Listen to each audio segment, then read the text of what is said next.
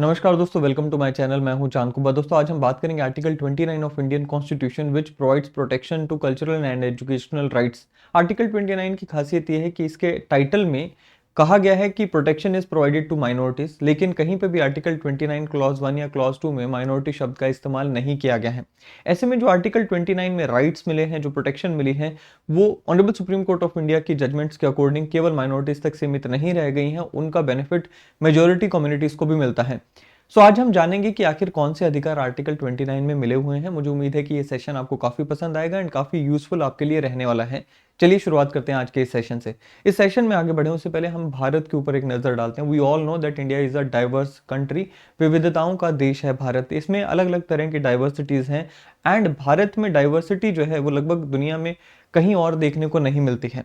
यहाँ पे linguistic diversity है, यहाँ पे कल्चरल डाइवर्सिटी है और हर तरह की बाकी डाइवर्सिटीज है। लैंग्वेज की अगर मैं स्पेसिफिकली बात करूँ तो देखिए, हमारा जो 8th शेड्यूल है उसी में हमने 22 ऑफिशियल लैंग्वेजेस को रिकॉग्नाइज किया है, लेकिन मामला वहीं तक नहीं रुकता है। Over 1600 languages are spoken across India.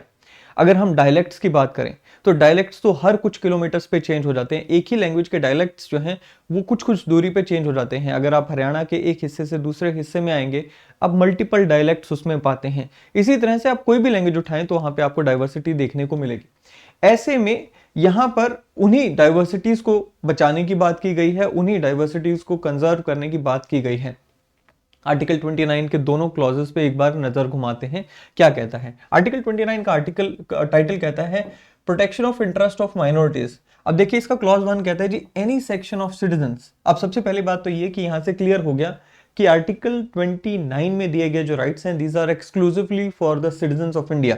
क्या कहते हैं जी, any section of citizens residing in the territory of India और any part thereof having a distinct language, script और culture of its own shall have the right to conserve the same. सबसे पहले यहाँ पे क्या कहा गया कि भाई भारत के नागरिक भारत के किसी भी हिस्से में रह रहे हैं, उन लोगों के अगर कोई डिस्टिंक्ट लैंग्वेज है या फिर कल्चर है या स्क्रिप्ट है, ये 3 ग्राउंड्स हैं, या यूं कहें कि ये 3 राइट्स हैं जो हमारे पास हैं। हमारे पास ये राइट है कि हम इन तीनों एलिमेंट्स को कंजर्व कर सकते हैं, अपने कम्युनिटी के इन तीनों एलिमेंट्स को, यानी कि अपनी लैंग्वेज को, अपने स्क्रिप्ट को एंड अपने कल्चर को कंजर्व कर सकते हैं।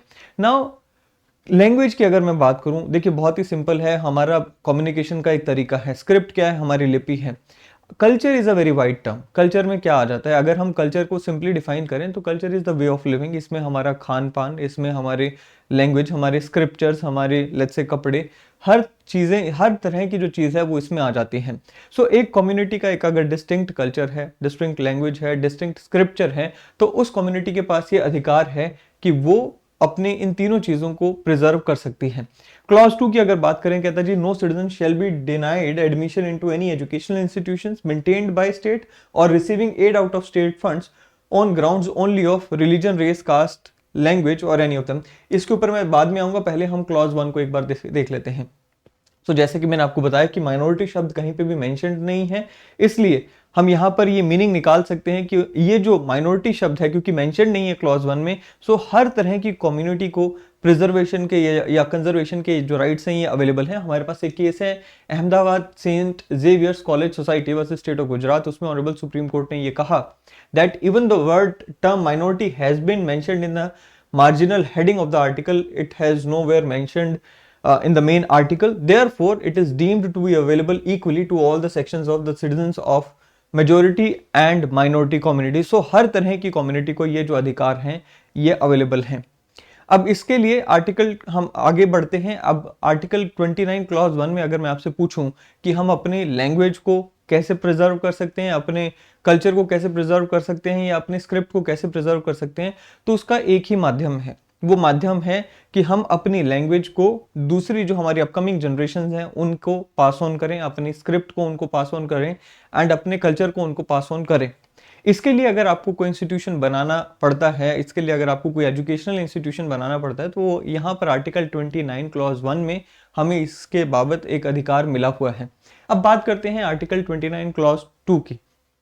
क्या कहता है जी? Article 29 clause 2 is meant for educational institutions जो कि मेंटेन्ड बाय स्टेट हो या फिर receiving aid out of state fund हो।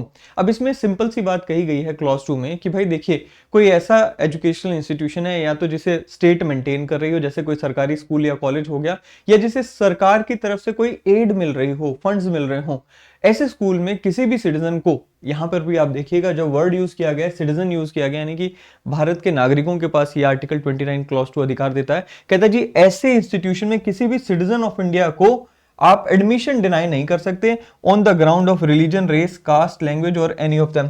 अब आर्टिकल 29 क्लॉज 2 की एक बहुत ही इंटरेस्टिंग स्टोरी है जो कि हमें पता होनी चाहिए, क्योंकि आर्टिकल 29 क्लॉज 2 की वजह से हमें देखने को मिलता है कि आर्टिकल 15 क्लॉज 4 की एंट्री हुई। अब आर्टिकल 29 क्लॉज 2 में जो बात कही गई है, it is a blanket ban on any kind of discrimination. इसमें यह कहा गया कि आप रेस, रिलीजन, कास्ट एक्सेट्रा के ग्राउंड पे भेदभाव नहीं कर सकते हो while you are giving admission to the colleges और institutions maintained by state और receiving aid from the state। लेकिन एक केस आता है जिसने यहां पर थोड़ा सा डाइवर्जन लेकर आया, जिसने यहां पर एक एक्सेप्शन क्रिएट किया टू आर्टिकल 29 क्लॉज 2। वो जो केस है उसको पढ़ने से पहले हमें यहां पर आर्टिकल 15 क्लॉज 4 क्या कहता है उसे समझना चाहिए। कहता है जी नथिंग इन दिस आर्टिकल और in clause 2 of article 29 shall prevent the state from making any kind of special provision for the advancement of any socially or educationally backward classes of citizens or for SCs and STs। So basically article 15 clause 4 जो कि originally नहीं था, first amendment act of 1951 के द्वारा हमारे constitution में लाया गया, बेसिकली ये रिजर्वेशन के कॉन्सेप्ट को लेकर आया। अब देखिए हम एक केस को डिस्कस कर लेते हैं, Champakam Dorairajan versus state of Madras का ये केस था। इसमें ऑनरेबल सुप्रीम कोर्ट की जो जजमेंट आई थी उससे पहले मैं आपको कुछ फैक्ट्स बता देता हूं। हुआ ये कि एक 1927 का गवर्नमेंट ऑर्डर पास किया गया था, कम्युनल गवर्नमेंट ऑर्डर उसे कहा जाता था, स्टेट ऑफ मद्रास के द्वारा। इस कम्युनल गवर्नमेंट ऑर्डर में एजुकेशनल इंस्टीट्यूशंस में on the basis of caste reservation दी गई थी।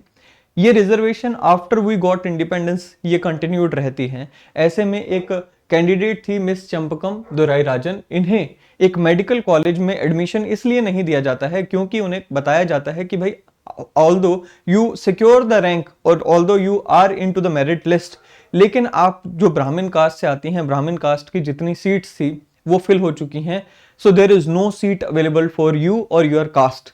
so ऐसे में इन्होंने कहा कि भाई this is against article 29 clause 2, क्योंकि आर्टिकल 29 क्लॉज 2 में क्या कहा गया है, आर्टिकल 29 क्लॉज 2 कहता है कि भाई देखिए आप रेस, रिलीजन, कास्ट के, लैंग्वेज के आधार पर किसी के साथ भेदभाव नहीं कर सकते while giving admission.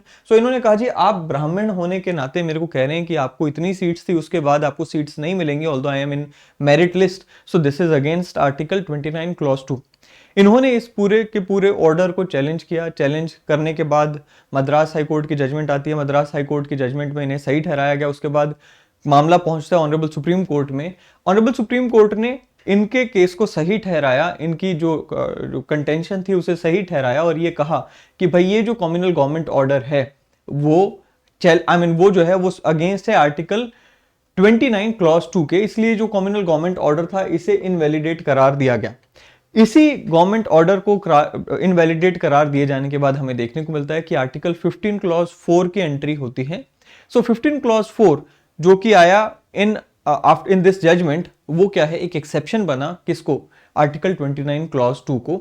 So article 29 clause 2 जो कि एक जनरल क्लॉज है, उसको अगर हम एक्सेप्शन के रूप में देखें तो वो 15 क्लॉज 4 निकल कर आया। सो ये इन दोनों के बीच का एक रिलेशन हमें समझना जरूरी हो जाता है।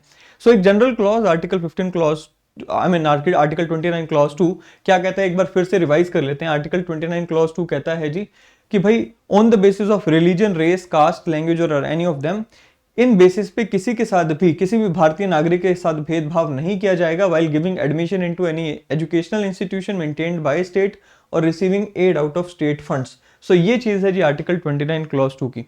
सो ये था आर्टिकल 29 क्लॉज 1 एंड 2 जो कि आज हमने यहाँ पर देखा। मुझे उम्मीद है कि आर्टिकल आपको समझ आया होगा, ये सेशन आपको काफी हेल्पफुल रहेगा।